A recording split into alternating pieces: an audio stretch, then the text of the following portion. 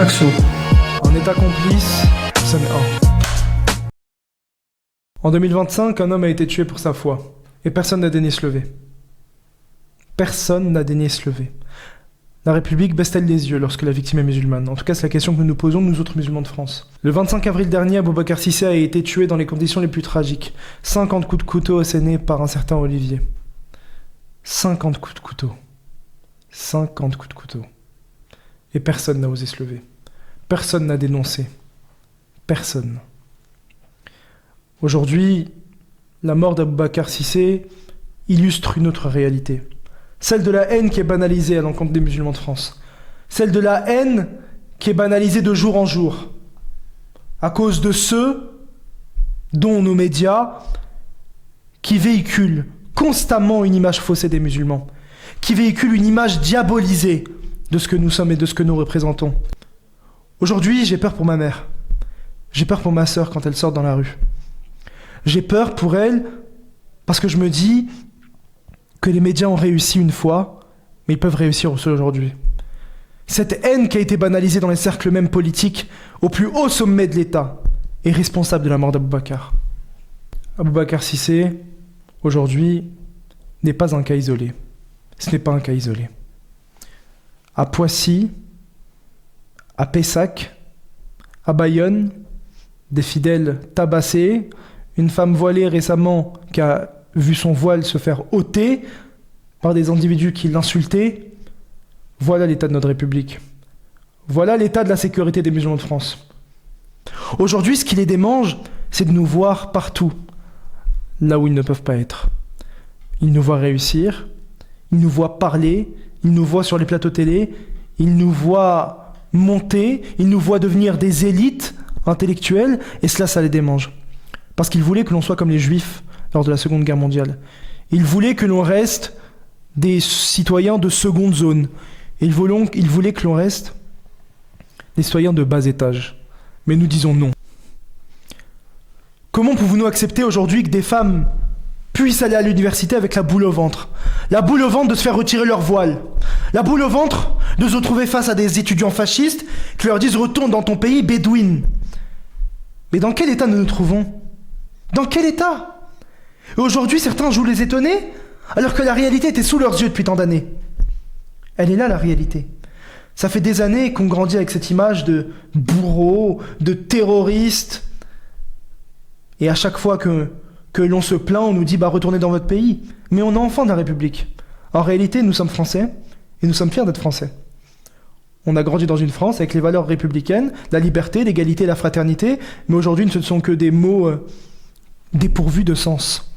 Et certains jouent les étonnés alors que les raisons sont sous leurs yeux. Comme je l'ai évoqué, les médias ont une grande part de responsabilité.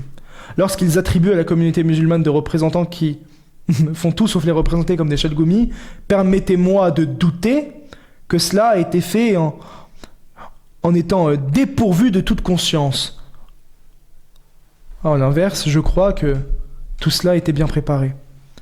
Tout cela fait partie d'une stratégie bien élaborée. Tout ça, ça fait partie de la décrédibilisation de l'islam. La réalité, c'est qu'on vit dans un pays où la discrimination religieuse est omniprésente. Les religions sont stigmatisées, sont jetées en pâture à longueur de journée. Aujourd'hui, c'est l'islam. Aujourd'hui, c'est l'islam. On ne peut pas le nier. Aujourd'hui, on ne se victimise pas, on parle. Dénoncer, se réveiller, ce n'est pas se victimiser. Maintenant, comment pouvez-vous m'expliquer que la réaction des médias est ambivalente selon les situations? Comment pouvez-vous m'expliquer que la réaction des médias est à géométrie variable selon les situations? Comment pouvez-vous m'expliquer que les réactions politiques sont différentes en fonction du nom de la victime? Comment se fait-il que pour un Samuel Paty, l'ensemble du gouvernement s'est dépêché sur place dans les minutes qui ont suivi, et cela est honorable, et c'est cela qui doit se passer à chaque fois que la République est mise au sol par des individus qui viennent ôter la vie d'innocents. Quelles sont les mesures qui veulent être prises par Bruno Retailleau, ministre de l'Intérieur? Interdire le voile à l'université, interdire le voile dans le sport, et donc priver les femmes de leur émancipation. Aujourd'hui, certains comparent, lorsqu'on parle de voile, l'état de la France à l'état en Iran, en Afghanistan. Sauf que là-bas, on oblige les femmes à porter leur voile. Ici, on fait la même chose. On oblige les femmes à l'enlever. Où est l'émancipation? Où est l'émancipation? En réalité, c'est une privation de liberté fondamentale qui est en train de se dérouler sous nos yeux. Et personne ne dit rien. En réalité, c'est empêcher le rite religieux. La France, aujourd'hui, empêche le libre exercice de sa religion. Alors que c'est exactement ce qui est dit par le principe même de la laïcité. La laïcité, ce n'est pas interdire le voile. La laïcité, c'est l'indépendance de la religion, la séparation de l'Église et de l'État. Cette séparation de l'Église et de l'État dispose que l'État n'a pas à intervenir dans les affaires religieuses. Ça s'arrête là. Ça s'arrête là. Et ça soulève une autre question, la question de la laïcité. Aujourd'hui, il faut redéfinir cette question. Aujourd'hui, il faut redéfinir cette notion. La laïcité doit être claire, la notion de laïcité doit être clarifiée. Si on se base sur le principe constitutionnel que représente la laïcité, ça s'arrête à la séparation de l'Église et de l'État. Aujourd'hui, cette définition est instrumentalisée à des fins politiques et à des fins discriminatoires. Parce qu'en réalité, aujourd'hui, priver des femmes du voile, c'est de la discrimination. Et donc c'est contraire au code pénal. Donc en réalité, ce qu'on est en train d'accepter, nous Français, c'est d'avoir des responsables politiques qui violent le code pénal. C'est accepter le délit. C'est accepter la délinquance étatique. C'est tout. Elle est là la réalité. Aujourd'hui, j'ai espoir en changement.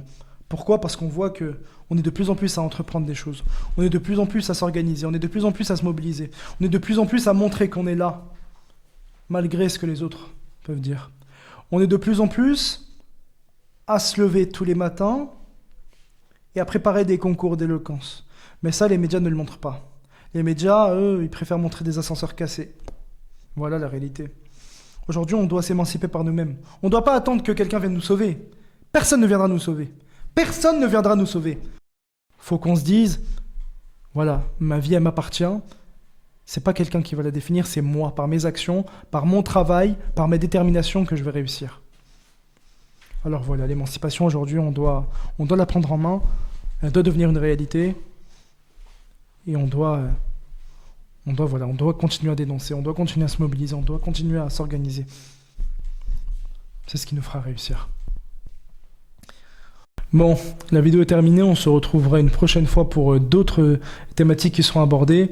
En tout cas, j'espère de tout cœur que cette vidéo vous donnera envie de vous mobiliser, vous donnera envie de vous articuler, mouvements, associations, mais aussi indépendants, pour être dans les rues, pour former des mouvements